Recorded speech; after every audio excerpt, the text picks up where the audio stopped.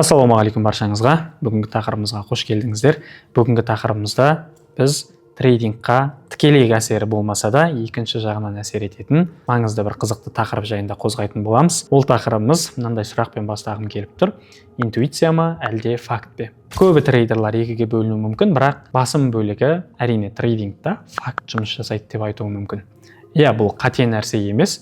Трейдингта факт деген нәрсе, нақты көріп тұрған инструменттеріңіз, жасап жатқан анализдеріңіз, осы нәрселер жұмыс жасайды. Ал интуиция деген нәрсенің жалпы негізгі мағынасына тоқталсақ, интуиция былайша айтқан кезде жаңағы баға болуы мүмкін деген ішкі түйсігіңіз деген сөз. Екеуінің атымен қазір салыстырып көрсек те, нарықта факт жұмыс жасайды дейтін трейдерлардың саны көп болуы керек. Бірақ та бұл деген сөз факт жұмыс жасайды, ол дұрыс, бірақ интуиция жұмыс жасамайды деген сөз емес. Яғни интуицияны да трейдерлар белгілі бір этаптан кейін қолданып жасайды. Бірақ та бұл жерде бір ескеретін нәрсе бар. Интуиция деген нәрсе қайдан келіп жатыр, не нәрсеге сүйеніп ар жағынан айтылып жатыр деген нәрсеге келеді. Факт түсінікті, факты жаңағы болып тұрған, көзімізге көріп тұрған нақты ақпараттарды, подтверждениелерді күтіп сделкаға кіру. Ал интуиция сол нелерге алдына ала болжаммен жаңағы миыңыздан, ар жағыңыздан, ішкі түйсігіңізден келген сигнал деп айтуға болады. Баға осы жерден кететін сияқты.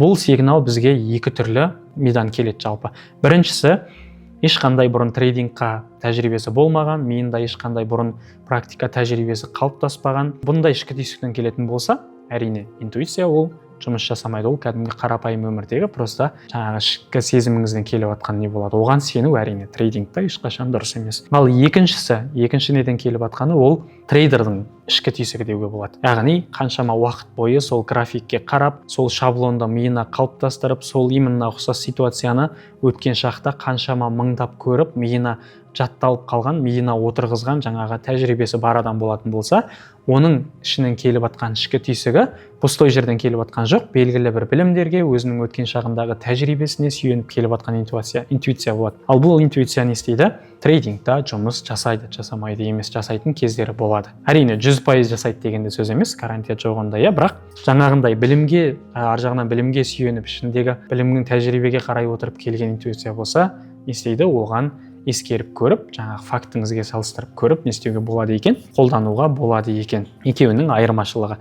Осы себепті де, бірақ бұл нәрсені именно интуиция деп айтуға трейдингта, енді сыртынан айтуға келсе де, бірақ негізі бұл нәрсені жаңағы қарасаңыз, қаншалықты ішкі түйсігіңізден келіп тұрса да, ар жағыңыздағы біліміңізге сүйеніп, жаңағы сол біліміңізден болып келіп тұрғандықтан, бұл нәрсе интуиция емес, жаңағы былайша айтқан кезде фактқа да тоже жатып кетеді бір жағынан. Ал неге олай? Мысалға, бұл интуицияны біз негізі жаңағы интуиция деп айтатын себебіміз факттен айырмашылығы не болады екен? Просто жаңағы кейбір шешім шығаратын жерлерге сәл ертерек, кейбір жағдайларда трейдерларда көріп отыратын боларсыздар. Так, баға мына жерден кететін сияқты болып тұр деп, кейбір көп жыл тәжірибесі бар болған трейдерлар даже графикке ештеңе сызбай, көп ақпараттарды қарамай не істейді? Миындағы тәжірибесімен, ішкі түйсігіне қалыптасқан миындағы жаңағы қаншама уақыт бойы арнаған шаблондарымен не істейді? Сделкаға кіріп кетіп жататын кездері болады. Сол себепті интуиция мен факттың былайша айтқан кезде екеуі де жұмыс жасайды екен. Яғни, бірақ интуиция жаңағы бірінші ситуациядан емес, екінші тәжірибесі бар, ішінде жаңағы қаншама уақыт бойы шаблондар қалыптасқан ішкі түйсіктен келген болуы қажет екен.